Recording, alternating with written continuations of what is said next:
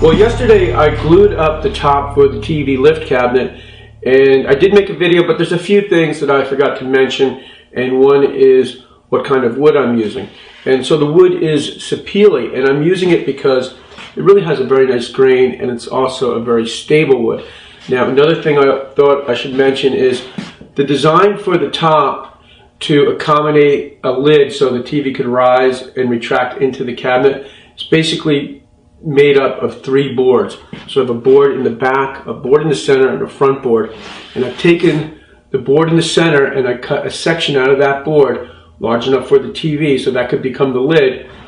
Took that section of the board, put it to the side, and then I took the 3 boards and joined them together. If you look down the length of the top, you can see that the grain in the wood is uninterrupted by the door. And I think that looks really nice, but also it made building the top and allowing for the door pretty easy. And the reason for that is once the boards were figured out, the widths of the boards, the only thing that I need to do now is remove this board from the top, which is just attached with a hinge, and attach these boards together with a few biscuits. The boards are lined up and labeled in the direction that they will be assembled. And that's why I have a 1, 2, and a 3. And the white chalk line is there as an indication mark for the biscuit joiner to create a slot for the biscuit.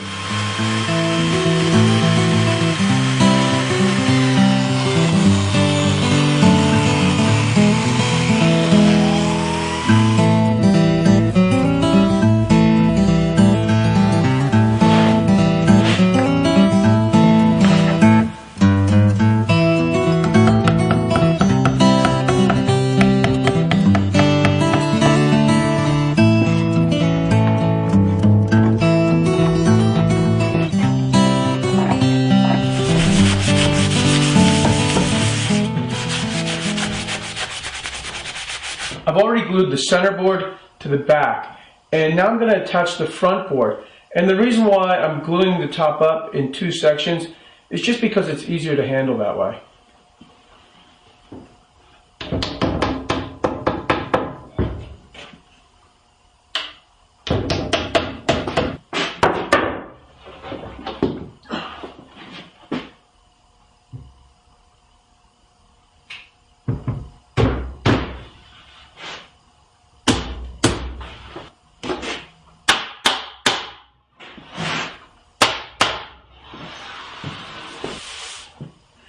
Well, that's it for today. I'm going to let the top set up overnight, and I did just get rid of any glue. I always like to get rid of the glue before it dries up.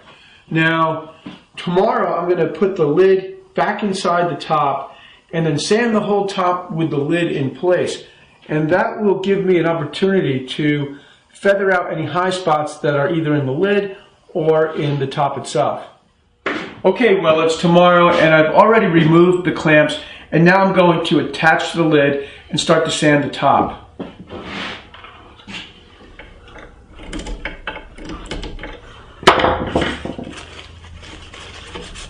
Okay, well, that's my last screw.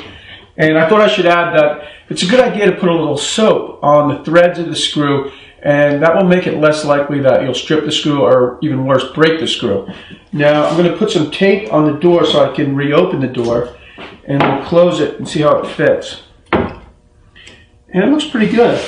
This side's a little bit high here, so I'm going to have to sand that down. Now, before I do that, though, I'm going to bring the top upstairs and put it on the cabinet and just run the TV up and down through the lid once or twice to make sure everything is just right before I give the top a final sanding and then start to finish it.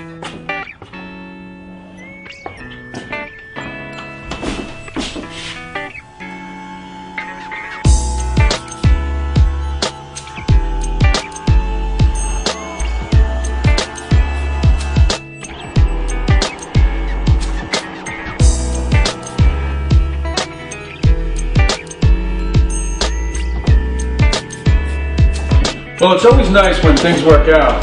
The next step is to bring the top back downstairs into the wood shop and give it a good sanding. Well, I'm back downstairs in the wood shop, and before I start to sand the top, I remembered that I need to drill 2 holes under each bookcase, and that's for electrical access. And to drill those holes, I'm going to use a 2-inch brad point drill bit.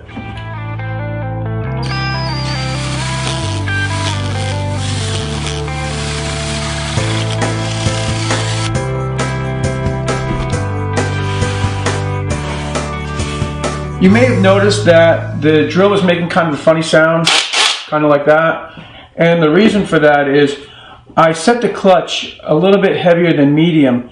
And the reason why I did that is when you're drilling a big hole, the drill can have a lot of torque, and if it catches on the wood, it'll really twist your wrist. So it's just a little safety precaution I like to take.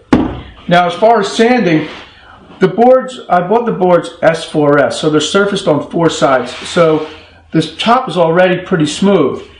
So I don't really have to get that low with my sandpaper grit, so I'm going to start out with 80, and then I'm going to move to 120, and then I'll finish sanding the top with 220.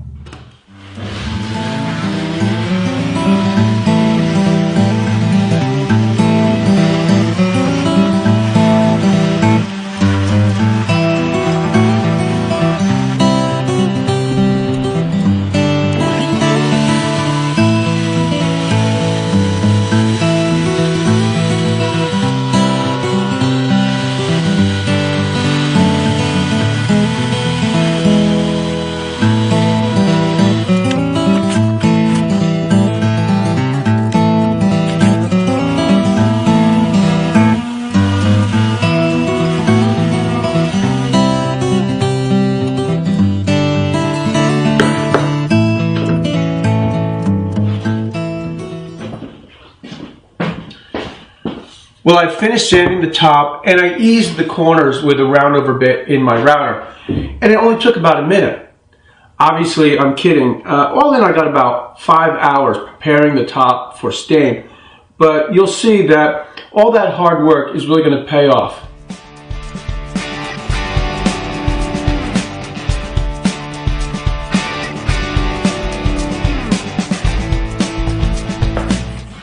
I'm using dark walnut stain by Membuat that I've cut by 50%. So it's half stain out of the can and half paint thinner. I've let the stain sit for about 5 minutes, and now I'm going to remove it with a cotton rag. And you just want to remember to wipe with the grain.